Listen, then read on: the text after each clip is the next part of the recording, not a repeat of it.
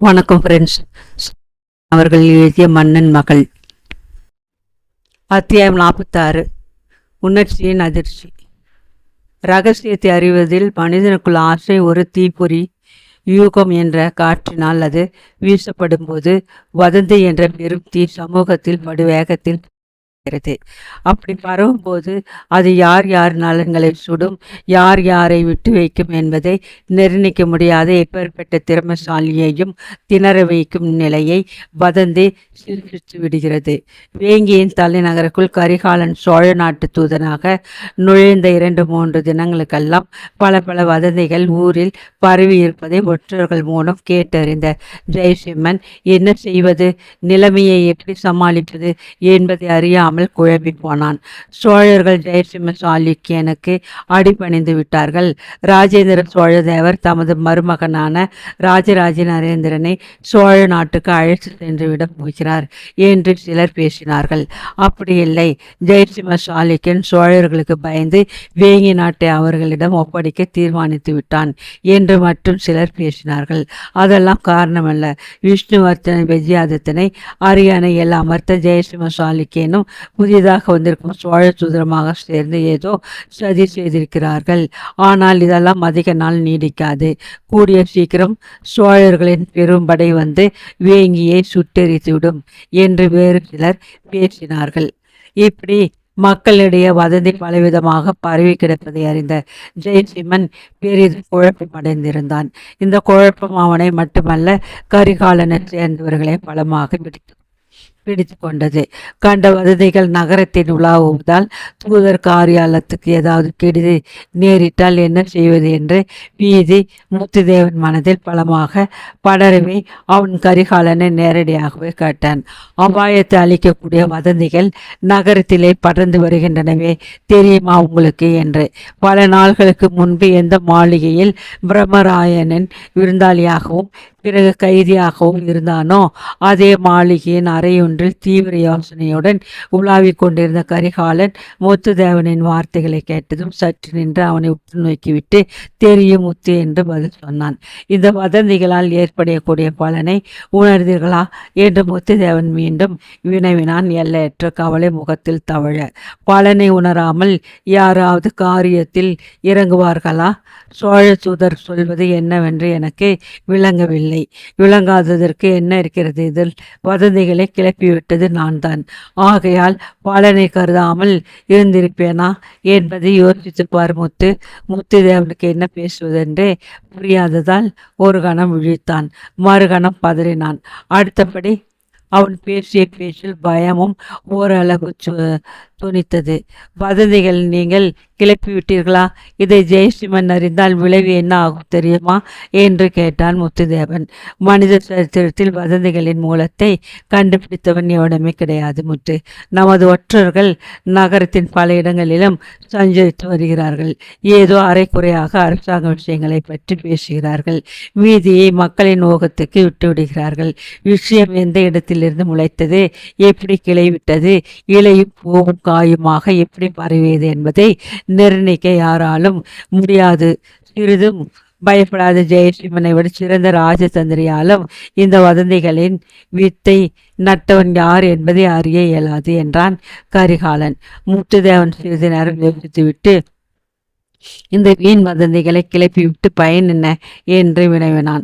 வதந்தி ராஜதந்திரத்துக்கு அவசியமான கருவிகளில் ஒன்று. அதுவும் ஜெயசிம்மனை போன்ற பெரிய ராஜதந்திரியுடன் உறவாடும் போது அந்த கருவி மிக மிக வதந்தி ராஜதந்திரத்துக்கு அவசியமான கருவிகளில் ஒன்று. அதுவும் ஜெயசிம்மனை போன்ற பெரிய ராஜதந்திரியுடன் உறவாடும் போது அந்த கருவி மிக மிக அவசியமாகிறது முத்து. ஜெயசிம்மனை சற்று நிம்மதியாக படுக்க விட்டால் அவன் சிந்தனை வேலை செய்யும். சிந்தனை வேலை செய்தால் தெளிவு ஏற்பட்டால் நீ நானும் சொல்லுங்கள் தூதரே நேராக சிறைச்சாலைக்கு செல்ல வேண்டி வரும். கோதண்டத்தில் மாட்டி இருவரு தோலையும் முறித்து விடுவான் ஜெயசிம்மன் என்று சொல்லி லேசாக நகைத்தான் கரிகாலன். ஆனால் முத்துதேவன் கரிகாலனின் நகைச்சுவையில் பங்கு கொள்ளக்கூடிய நிலையில் இல்லை. பிரம்மமாராயன் செய்து வைத்துள்ள வேங்கி நாட்டு கோதண்டத்தை அந்த நகரத்துக்கு வந்த மறுநாளை பார்த்து அது இயங்கும் முறையையும் அறிந்து கொண்டிருந்த முத்துதேவன் உடலில் அதை பற்றிய பிரசாபம் ஏற்பட்ட மாத்திரத்திலே ஒரு பயங்கர உணர்ச்சி ஊடுருவி சென்றதால் அவன் கரிகாலனுடைய சிரிப்பை ரசிக்க முடியாமல் கவலை துய்ந்த குரலிலே கேட்டான், இத்தனை ஆபத்தில் நாம் தலையை கொடுப்பது அவசியமா என்று.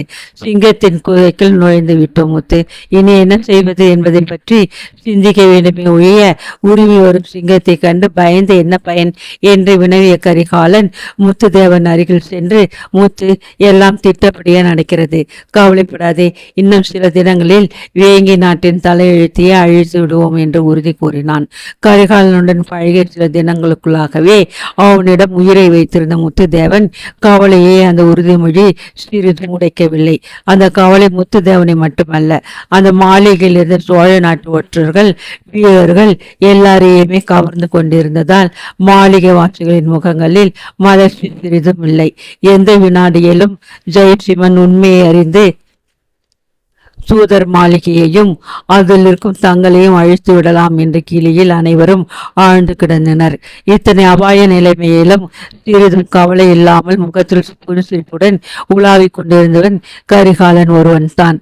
ஆற்றுக்கு பாலம் அமைக்கும் சிற்பி எப்படி அதன் வெள்ளத்தை கண்டு அச்சப்படுவதில்லையோ அப்படியே எதற்கும் அஞ்சாமல் தன் திட்டத்தை உருவாக்குவதில் முனைந்திருந்தான் கரிகாலன். வேங்கி நாட்டின் அரசியல் வாழ்வை அடியோடு மாற்றி அமைக்க திட்டமிட்டுள்ள அந்த பௌத்த மடாலய சிஷ்யன் அரசியல் அரங்கத்தில் ஏதும் ஏற்படாதது போலவே நடந்து கொண்டு அரண்மனை வட்டாரங்களில் சுற்றி கொண்டிருந்தான். ஜெயசிம்ம சாளுக்கியனை கூடிய வரையில் பிரியாமல் அவனை அடிக்கடி சந்தித்து கொண்டும் அவனுடன் பேசிக்கொண்டும் உலாவிக் கொண்டும் இருந்த கரிகாலனின் மதிப்பு அரண்மனை வட்டாரங்களில் நாளுக்கு நாள் ஏறிக்கொண்டிருந்தது. உள்ளூரை எவ்வளவோ கரிகாலனை வெறுத்தாலும் ஊரில் தன்னை பற்றி உலாவிக் கொண்டிருந்த வதந்திகள் ஊர்ஜிதமாகாதபடி தடுக்க வேண்டும் என்ற காரணத்தால் சோழ நாட்டுக்கும் தனக்கும் எந்தவித பகையும் இல்லாதது போல் காட்ட பிரியப்பட்ட ஜெயசிம்மன் சாளுக்கியன் சோழ சூதனான கரிகாலனுக்கு வேறு யாருக்கும் கிடைக்க முடியாத அத்தனை சலுகைகளையும் அளித்திருந்தான். அரண்மனையில் எந்த இடத்திலும் நுழைந்து புறப்பட சோழ சூதருக்கும் அனுமதி கிடைத்தது. இந்த அனுமதி காரணமாக கிடைத்த வசதியை கொண்டு ராஜராஜ நரேந்திரனுடன் நெருங்கி பழகிய கரிகாலன் சம்பாஷணையில் தனக்கிருந்த சாதுரியத்தினால் சோழ நாட்டுக்கு பிரியமுடன் போவதற்கு வேண்டிய மனோநிலையையும் அவனுக்கு ஏற்படுத்தினான். பழக்க வழக்கங்களாலும் ஜெயசிம்மன் அளித்த சகவாச தோஷத்தினாலும் உறுதியையும் நம்பிக்கையையும் வாழ்க்கையில் இழந்து நின்ற ராஜராஜ நரேந்திரனுக்கு பாரதத்தில் பிறந்த பல வீரபுருடர்களின் கதைகளை எடுத்து சொன்னான் கரிகாலன். ராஜராஜ நரேந்திரன் போன்ற சிறு வயதிலே அபிமன்யு இப்படி கௌரவர்களின் பதும வியூகத்தை உடைத்தான் என்பதை விவரித்து, அபிமன்யு பிறந்த இந்த பாரத நாட்டில் தோன்றிய நீங்கள் மட்டும் எப்படி வீரத்தை இழந்திருக்க முடியும்? சந்தர்ப்பம் உங்களையும் அத்தனை பெரிய வீரனாக்கும், சந்தேக வேண்டாம் என்று உற்சாக வார்த்தைகளை சொல்லி அவன் மனத்தில் இருந்த அவநம்பிக்கையையும் உறுதியின்மையையும் மெல்ல அழித்து கொண்டிருந்தான் கரிகாலன். இருட்டில் நடந்து செல்பவனுக்கு திடீரென்று தீப்பந்தம் கிடைத்த கதையாக ராஜராஜ நரேந்திரனின் இருண்ட மதியிலே ஒளியை பிறப்பித்து வாழ்க்கையின் உண்மை பாதையையும் கரிகாலன் வார்த்தைகள் காட்டவே அவனிடம் மிதமிஞ்சி அன்பு மதிப்பும் ராஜராஜ நரேந்திரனுக்கு நாளடைவில் ஏற்பட்டன. கரிகாலனுடைய ராஜதந்திரம் முற்றி பலன் தரும் சமயத்தில் ராஜராஜ நரேந்திரன் மட்டும் பூர்ண உறுதியை காட்டிராவிட்டால் கரிகாலன் திட்டத்தை உடைத்து கூட இருப்பால் நிறைஞ்சனான். அத்தனை ஆக்ரோஷத்துடன் ஜெயசிம்மனுடனும் கரிகாலனுடனும் போராடினாள் அவள். அன்று சந்திரன் தன் கலைகளை பூர்ணமாக இழந்துவிட்ட அமாவாசை தினம். வேங்கி நாட்டை இயற்கை இருள் மட்டுமல்ல செயற்கை இருளும் சூழ்ந்து கொண்டதாகவே கருதினாள் நிரஞ்சனாதேவி. அவளும் ராஜராஜ நரேந்திரனும் வேங்கி நாட்டை விட்டு சோழ நாட்டுக்கு செல்ல வேண்டும் என்ற ஏற்பாட்டின் பூர்த்தியை ஜெயசிம்மன் மெல்ல உலக்கே உணர்த்தி கொண்டிருந்தான்.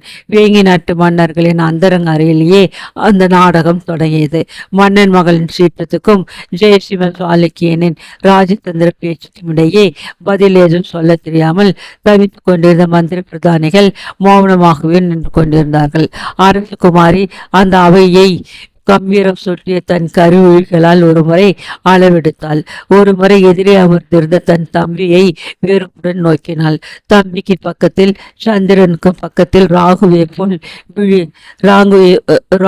போல் வேங்கி நாட்டை விழுங்க சித்தமாக உட்கார்ந்திருந்த மேலை சாளுக்கிய மன்னன் மீதும் ஆத்திரம் தோய்ந்த விழிகளை நாட்டினாள்.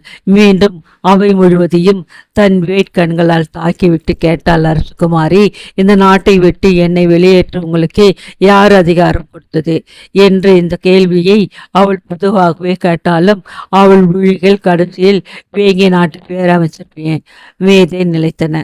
அந்த பார்வையை தாங்க மாட்டாத பேரமைச்சர் மிகுந்த சங்கடப்பட்டு ஆசனத்தில் அசைந்து ஜெயசிம்ம சாளுக்கியனை நோக்கினார்.